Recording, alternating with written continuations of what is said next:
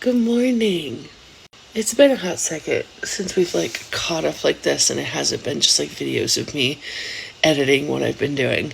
So I thought I'm gonna make some coffee, and then I thought we could catch up for a little bit and just chat because I missed y'all a lot. I'm just pulling my espresso shot, so I'm gonna prep my cup.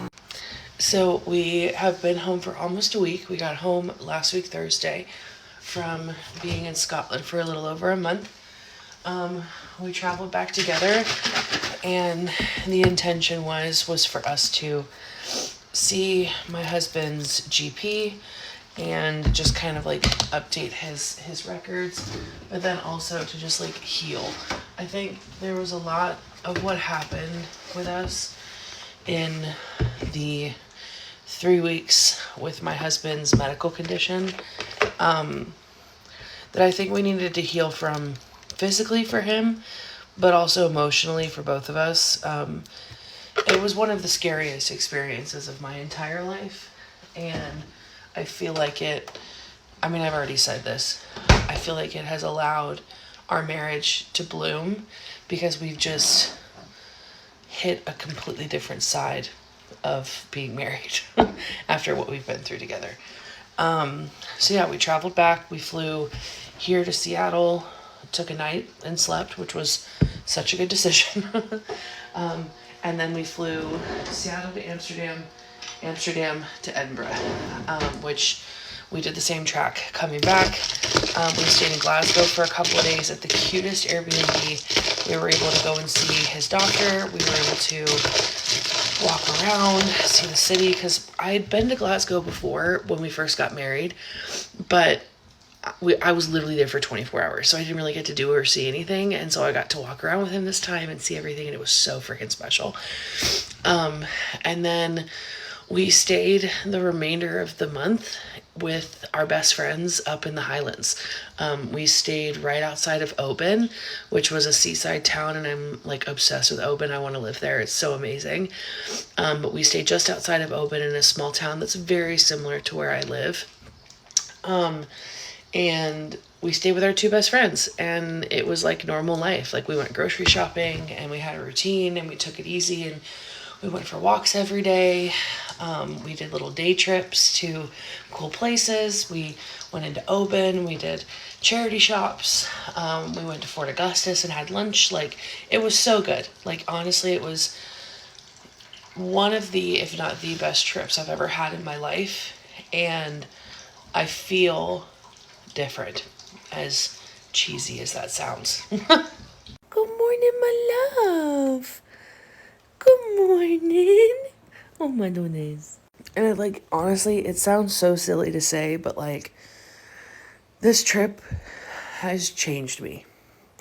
It changed my marriage in that Eddie and I did it together, alone. We figured it out, and we relied on each other, and it was so validating to see in real time this idea that you want to marry somebody and be partners with somebody who will rise to the occasion in moments of toughness. And I think that he and I both really found ourselves in these past, couple of weeks and months. And so it was just amazing. And to see him heal and to feel better and just kind of coming to terms with the fact of how sick he was, for how long he was sick. And now having answers of why he was feeling the way that he was, and now seeing his new lease on life, we both will not approach life the same. And he was so brave and funny, and seeing his personality come back in a better way, and just kind of realizing how he was feeling like crap for so long, and being able to spend all this time with our two best friends that truly are just the most amazing people on the planet. I love and adore them with every part of me. Yeah, I feel changed. I feel different. And the biggest part of that change is that I did it with my husband. My entire life, I have always traveled with just my family, my immediate families, like my mom, my sister, my dad. And I don't travel alone. I don't go places alone. I don't do anything like that because I've always told myself that I couldn't do it. I always told myself I couldn't do it because I'm a nervous traveler, which I am. I'm a nervous traveler and I probably always will be. Once I get on the plane or on the vehicle, I'm okay. But I did all of this with my husband and I did it by myself.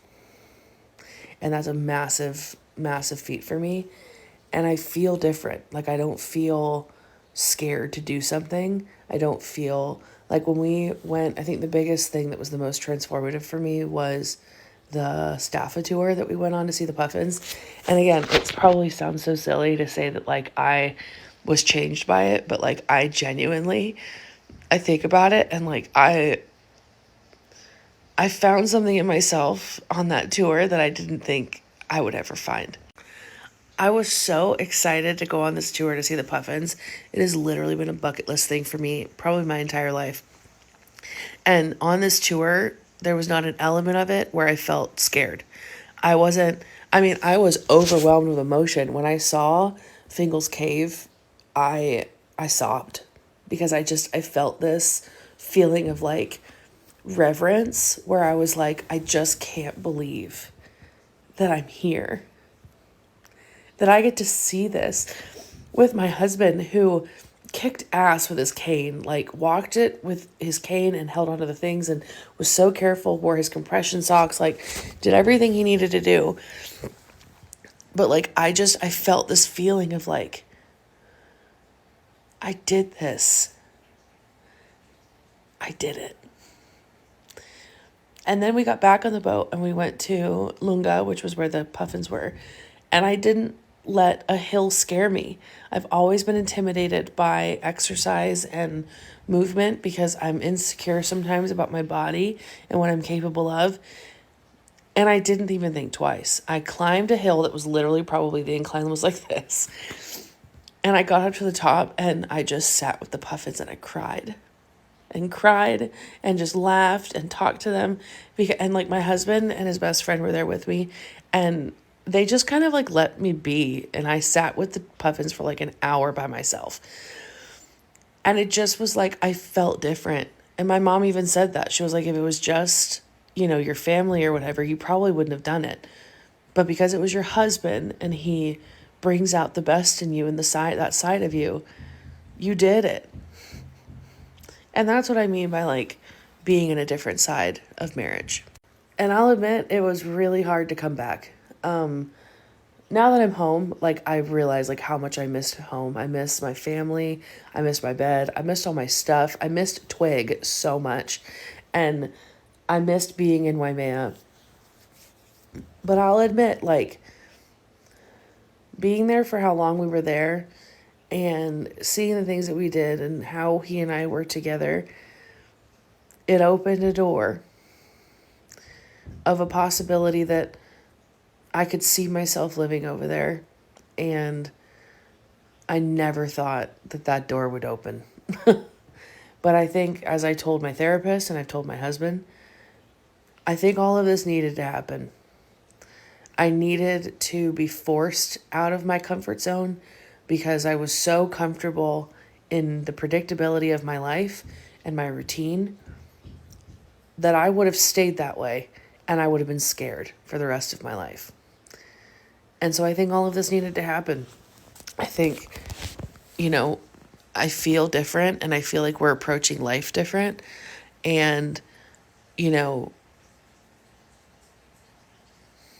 it's just, I'm not ever going to be the same in a good way, but it opened that door and Eddie and I have to make some big decisions this month and really think about what we want and where we want to go with our life.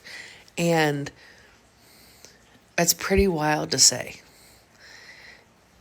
So I just want y'all to know how much we love you. And I just want to say thank you for every single penny that anybody donated to help get us there. Y'all are amazing. And I'm so happy for this community that we have on here. So take care of yourselves. Love, love, love you.